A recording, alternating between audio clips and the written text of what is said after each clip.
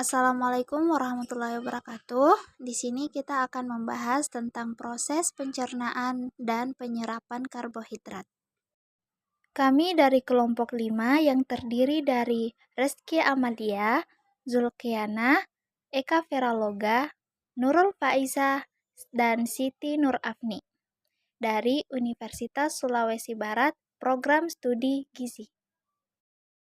Berikut ini beberapa fungsi karbohidrat bagi tubuh. Yang pertama yaitu sebagai sumber energi tubuh, kemudian melancarkan sistem pencernaan, mengoptimalkan fungsi protein, dan mengatur metabolisme lemak. Secara umum, karbohidrat dibagi menjadi dua jenis, yaitu karbohidrat sederhana dan karbohidrat kompleks. Karbohidrat sederhana dibagi lagi menjadi dua jenis, yaitu monosakarida dan disakarida. Sedangkan polisakarida masuk ke dalam kategori karbohidrat kompleks. Monosakarida terbagi menjadi dua jenis, yaitu heksosa dan pentosa. Heksosa sendiri terbagi menjadi tiga jenis, yaitu glukosa. Glukosa merupakan karbohidrat yang beredar dalam tubuh dan menjadi sumber energi. Kemudian fruktosa. Fruktosa dikenal juga sebagai gula buah dan merupakan gula yang paling manis. Dan yang terakhir yaitu galaktosa. Galaktosa merupakan hasil pencernaan dari laktosa. Kemudian jenis yang kedua yaitu pentosa. Pentosa kemudian terbagi menjadi dua jenis, yaitu ribosa dan deoksiribosa. Disakarida terbagi menjadi tiga jenis, yaitu sukrosa, maltosa, dan laktosa. Sukrosa yang apabila dihidrolisis akan menjadi dua unit monosakarida. Saat dihidrolisis, sukrosa akan terpecah menjadi glukosa dan fruktosa. Kemudian, maltosa akan terpecah menjadi dua unit glukosa, sedangkan laktosa akan terpecah menjadi glukosa dan galaktosa. Yang terakhir, polisakarida terbagi menjadi 4 jenis, yaitu pati, dekstrin, glikogen, dan serat. Pati merupakan karbohidrat utama yang berasal dari tumbuh-tumbuhan dan bentuk butirannya tergantung pada kandungan amilosa dan amilopektin. Dekstrin merupakan produk antara pencernaan pati atau terbentuk dari hidrolisis pati. Kemudian glikogen merupakan simpanan karbohidrat dalam tubuh. Dan serat atau non-pati terdiri dari serat larut air dan serat tidak larut air. Selanjutnya yaitu proses pencernaan dan penyerapan karbohidrat. Sebelum masuk ke prosesnya, adapun pengertian pencernaan dan penyerapan.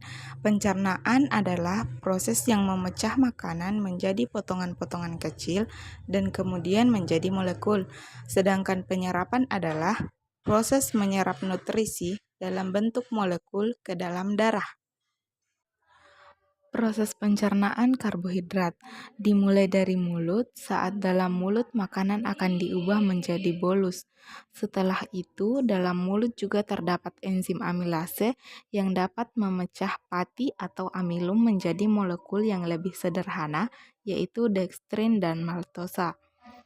Kemudian dari mulut, bolus akan menuju ke lambung. Nah, di lambung karbohidrat akan langsung diterima oleh lambung, kemudian diolah dan dicampurkan dengan asam lambung yang bersifat korosid.